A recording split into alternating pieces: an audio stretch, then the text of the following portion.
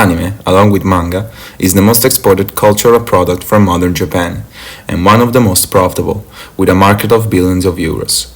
The world of Japanese animation is a nuanced world of fascinating stories and iconic characters that introduce the world to a new narrative dimension and were part of our childhood and brought us closer to Japanese culture and a world completely different from our own. The history of anime is a somewhat articulated path.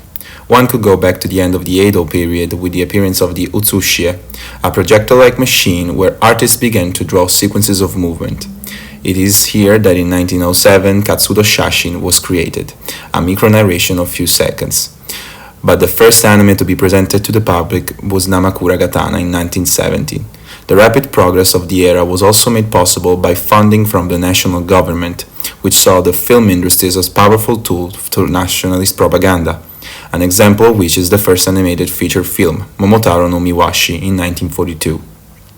After the conflict ended, animation studios suffered not a few difficulties due to the economic crisis, but it was during this dark period that Toei Animation was born, one of the largest anime production companies in Japan that still gives us successful animes such as Goldrake, Jigrobo, and One Piece.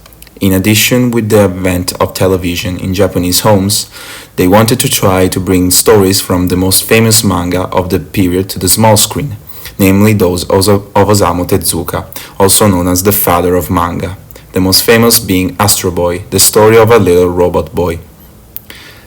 This series was an incredible success and was able to introduce the world to the new Japan and its cartoons. From here on, a real boom in animation took place, which would last for about 30 years. It was precisely in those years that some innovative authors established themselves and would mark the future of the genre.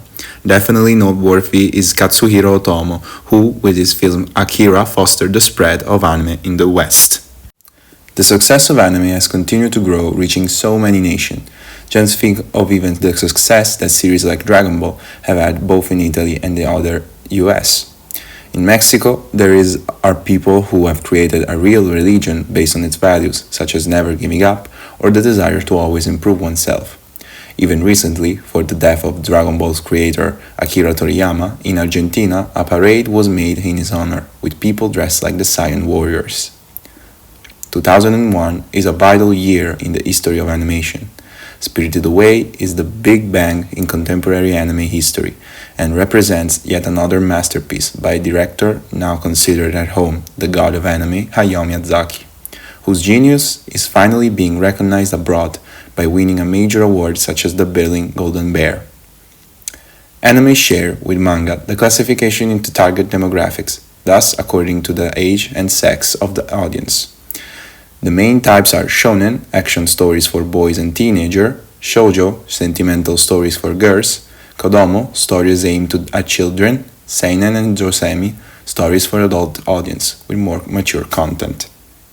Important for the development of anime was the birth of the Ghibli studio, founded by Miyazaki and Takahata, which has produced major masterpieces with fantastic stories that vary from film to film. From stories closer to younger children such as My Neighbor Totoro, or stories with more complex plots and cruder scenes for an adult audience, such as Princess Mononoke. Beginning in 2005, Gualtiero Cannarsi has been in charge of the adaptation of the Ghibli studio films, which has attracted a lot of criticism over the time for the complex, almost hermetic language with the use of quarterly terms that weigh down the discourse a lot, making it difficult to understand. Cannarsi's idea, in essence, is to keep a translation as literal and adherent to the original as possible. This generates the effect, in the Italian dialogues, of an archaic, artifactual, and spontaneous way of speaking, because it traces the Japanese, which is much more formal than Italian. For me, this is a serious mistake, because in my opinion, adapting is not only translating a language, but also making the text more comprehensible for the audience for which the product is intended.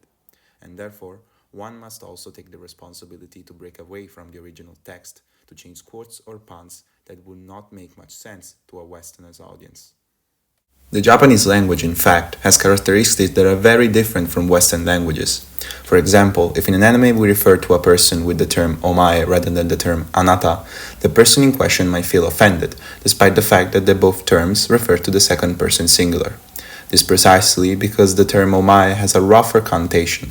It is therefore most important to have full knowledge not only of the language but also of the general culture of the country of origin to adapt a work correctly.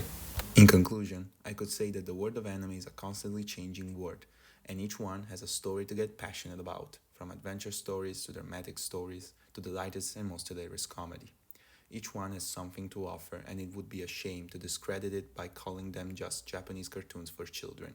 There is an anime suitable for every generation, and these works still have so much for us to discover to make us laugh, cry, excite, or even reflect on ourselves.